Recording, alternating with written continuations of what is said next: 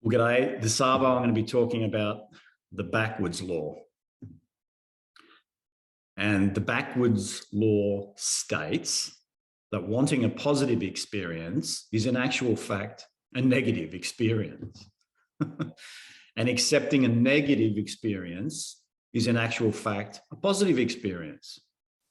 And the more you pursue feeling better, the more dissatisfied you become. And it was philosopher Alan Watts that actually said that, probably back in the 80s, but still, it's still holding water. It holds water for our lives, and it holds water athletically as well. And athletically, when you want something other than what you're feeling or experiencing now, you're in a negative experience. And that means you're out of integrity with the direction of the path that you've set for yourself.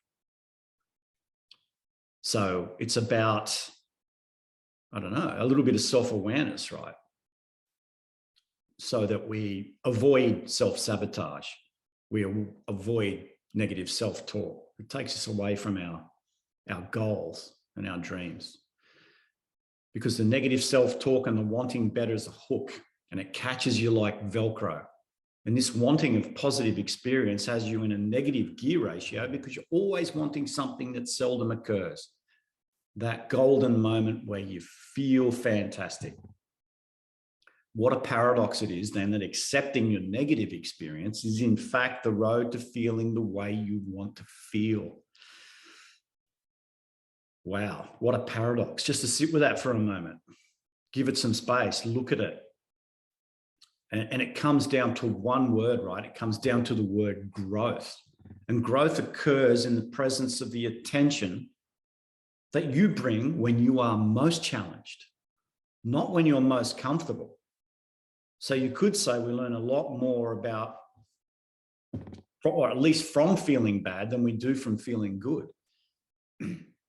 Because sport is certainly not an armchair, and life is certainly not an armchair either. Neither of them are comfortable. They're a metaphor for each other. So we shouldn't go looking for that which we feel is comfortable. So you need to work on the acceptance of feeling less than what your mind tells you is acceptable and expectable. Change your mind about what is expectable. Start to treat the present moment like your teacher. And treat it with the respect that it deserves. Because if you disrespect the present moment because it feels less than what you expect it should, then it will kick your ass. That's the truth of it.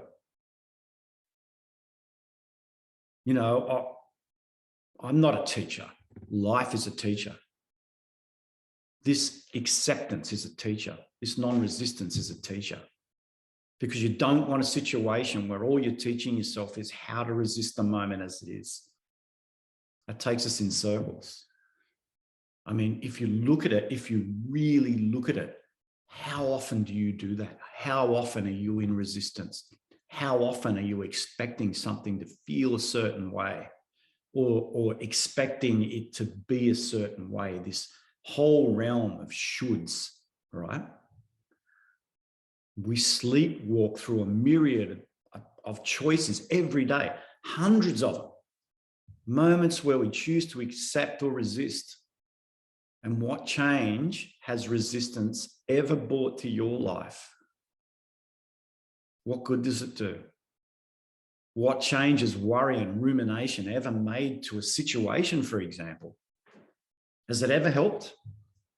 You know, blowing things up and, you know, dragging yourself through the mire of what you expect and what should and shouldn't be. How does that make you feel? Self-sabotage is camouflaged in negative thought. Most of the time, people are just unaware it's happening because they're unconsciously making a choice to work against themselves. And we do call that self-sabotage. And self-sabotage, most of the time, is unconscious. We don't know we're doing it. So it's a case of starting to track it so we know when we are doing it, right? That's the opportunity in all of this. And it was Bruce Lee that said, what you're not changing, you are also choosing. Thanks for listening.